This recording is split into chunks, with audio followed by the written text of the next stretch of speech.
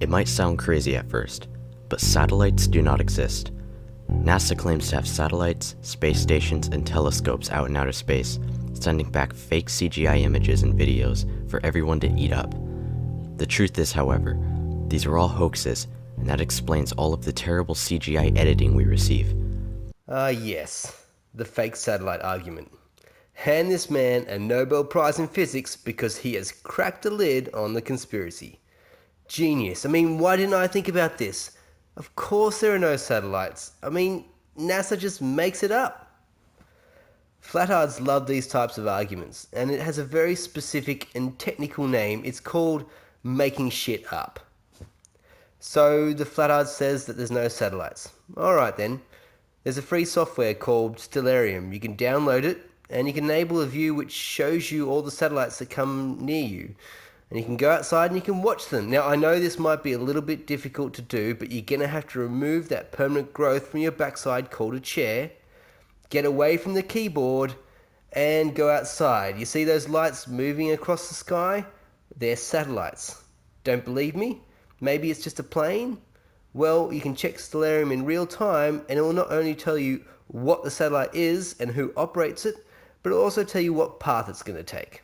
But if you're one of the many astrophotographers out there, you know all about satellites, and they're the bane of your existence. Amateur astrophotographers take images of the same object over the course of a night, or maybe even multiple nights. And because there actually are so many satellites up there, you'd expect that you'd capture a few of them from time to time. And guess what? You do. A big chunk of the time in processing astrophotography images is removing data that has satellite trails in it, or recapturing data that has been ruined by satellites. But I guess we're a part of the conspiracy too. NASA claims to have satellites, space stations, and telescopes out in outer space, sending back fake CGI images and videos for everyone to eat up. So NASA is sending us back fake CGI images, are they?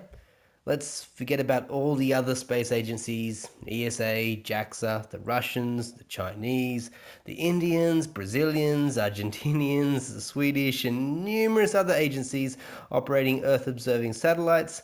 That's right, it's all NASA. There are literally hundreds of satellites providing live feeds back to Earth. In fact, there are commercial satellites tracking vegetation, rainforests, and oil tanker movements. Even the NPR podcast Planet Money actually launched their own Earth-observing satellite in 2017. There's also the Himawari satellite, which gives us a live feed of every 10 minutes of the Earth, which is publicly available with every cloud and every storm in the exact right spot. But I guess they're all faked as well.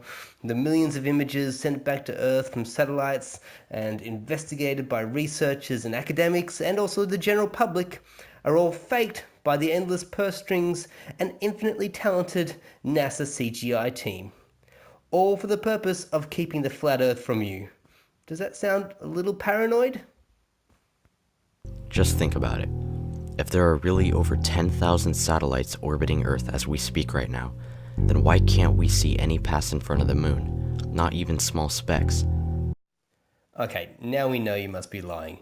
Did you even bother to check this out? A 2-second Google search for moon transits, and guess what? Here it is. It happens all the time. Capturing the ISS as it transits the sun or the moon is something that people love to do. And there are some amazing images captured by amateur astronomers. So what? Are we all faking these? The ISS is such a great target because it's so large, and amateurs can capture it with amazing detail. Just have a look at this. And you're telling us that the ISS is fake? Right. There are thousands of miles of fiber optic cables in the oceans that supply up to 90% of communication, internet, and phones on Earth. And where does the other 10% come from? Just asking. GPS runs off ground-based cell towers. No. GPS is not ground-based. Now, there are methods to use 4G towers to get a more accurate position, but even if you don't have any signal whatsoever, you can still get a position. If you're in the middle of the desert or in the middle of the ocean, you can still use GPS. That's how we track where boats are and planes are, you don't need cell towers because it comes from a satellite. NASA has been caught using camera trickery with the ISS space footage and using multiple green screen effects with astronauts in harnesses to fake the appearance of zero gravity. Well, that is just brilliant. Flat Earth proved because some idiot turned the background green. I mean, you couldn't even get the bits between her hair and around her clothing to turn green, but no, you nailed it. Well done. So tell me this.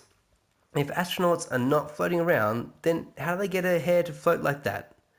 I guess they have each little strand attached to a little string and they're puppeteering it off in the corner, maybe? There is a reason why in the movie Gravity, Sandra Bullock's hair is short. It's because even in Hollywood, they haven't figured out how to make floating hair look realistic without actually going into space, let alone having a live video for an hour at a time. And you're telling me that because you put a horrible fake green screen in the background, then sure, it's easily faked. And when you look at footage like this, and you see astronauts clearly not having to fight against gravity, then I guess astronauts must have superhuman abilities where they can hold their arms up for 30 minutes at a time without getting tired, hey?